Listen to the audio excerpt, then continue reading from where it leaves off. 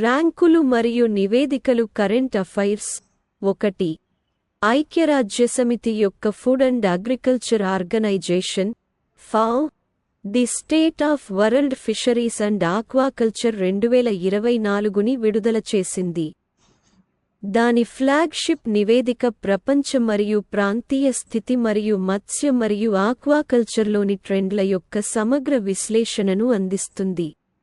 ఇది 2022లో మొదటిసారిగా ఆక్వాకల్చర్ ఉత్పత్తి మత్స్య సంపదను మించిందని చూపిస్తుంది. 2. ఇన్ఫోసిస్, ప్రముఖ ఇన్ఫర్మేషన్ టెక్నాలజీ కంపెనీ, ప్రపంచంలోని 100 అత్యంత విలువైన బ్రాండ్లలో వరుసగా 3వ సంవత్సరం తన స్థానాన్ని పొందింది. గ్లోబల్ బ్రాండ్ పవర్ హౌస్గా ఇన్ఫోసిస్ కీర్తిని మరింత పటిష్టం చేస్తూ ప్రముఖ మార్కెటింగ్ డేటా మరియు అనలిటిక్స్ వ్యాపారమైన కాంటార్ నుండి ఈ గుర్తింపు వచ్చింది. 3.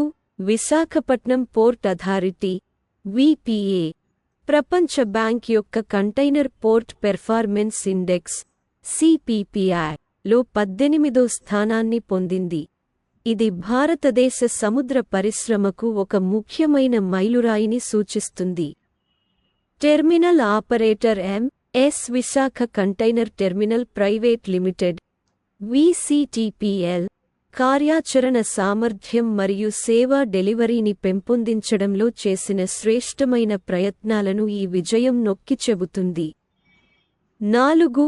నైట్ ఫ్రాంక్ యొక్క ఇటీవలి నివేదిక ప్రధాన గ్లోబల్ సిటీస్ ఇండెక్స్ జనవరి-మార్చి 2024 ప్రకారం ముంబై మరియు Delhi global luxury real estate మార్కెట్లో అగ్రగామిగా నిలిచాయి.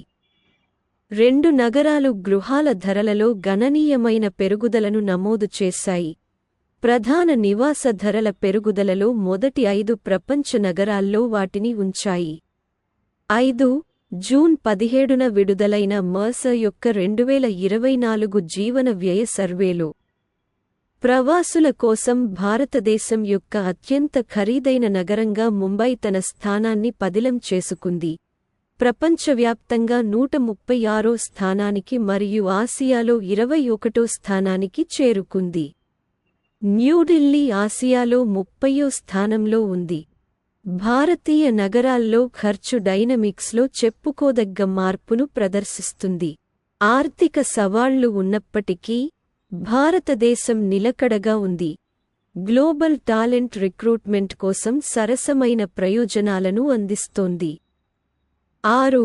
భారతదేశం గత దశాబ్దంలో దేశీయ విమానయాన రంగంలో గణనీయమైన మైలురాళ్లను సాధించింది.